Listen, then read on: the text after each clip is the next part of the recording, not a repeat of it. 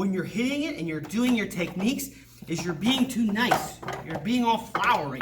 That's fine, but I don't have anybody to train with right now. Quarantine's full tilt. So when I do this move, I'm trying to apply pressure in.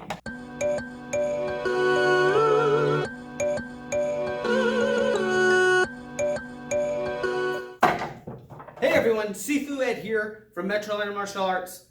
Got a real quick Jeet Kune tip for you. When you're training with your Mook Jong, or your Mook Jong, however you say it, your wooden dummy, the one thing I notice most people do is that they're really delicate with it. They're really gingerly with it. And I understand that. Normally these things run like $400+ or more. And you know, you don't want to hurt it. You don't want to break it, heaven forbid. But I'm going to be honest with you. It can take more abuse than you think. And then you get the cool hit. Especially some of the newer ones that are made out of like the, almost like that polyurethane and the metal. Those can take a beating. And so what I want you to think about is giving it a beating.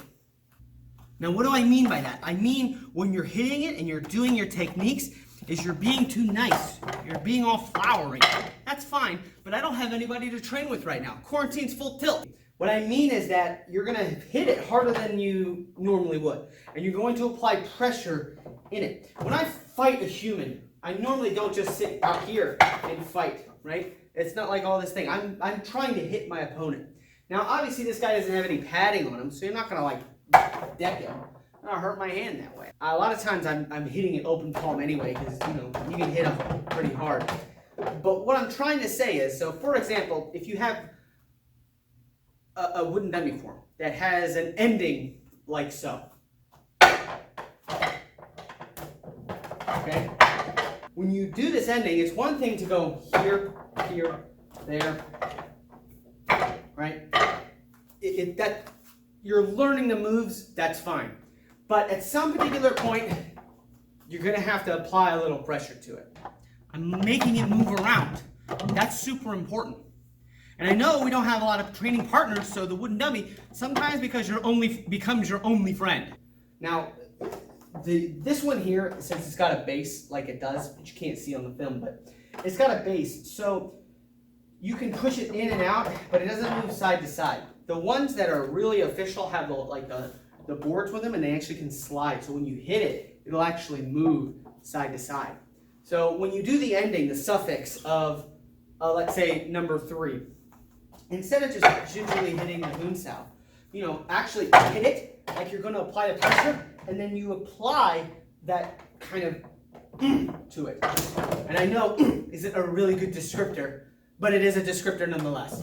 Now here, and I apply that pressure, and it's moving. I'm not just going. So again, when I end, I'm here.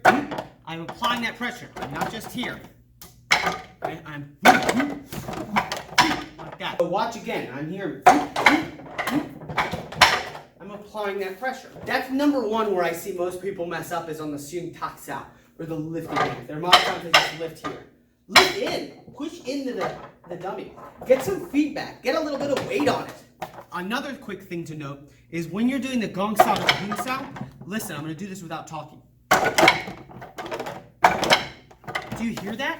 What it's doing is I'm hitting all 4 corners. 1, 2, 3, 4. Like that. As opposed to, that's doing it correct. As opposed to just going here, and I lift only one way and you don't hear anything. If you got a wooden dummy and you're working on it, make sure you're applying the pressure to it and you're not just being too ginger with it.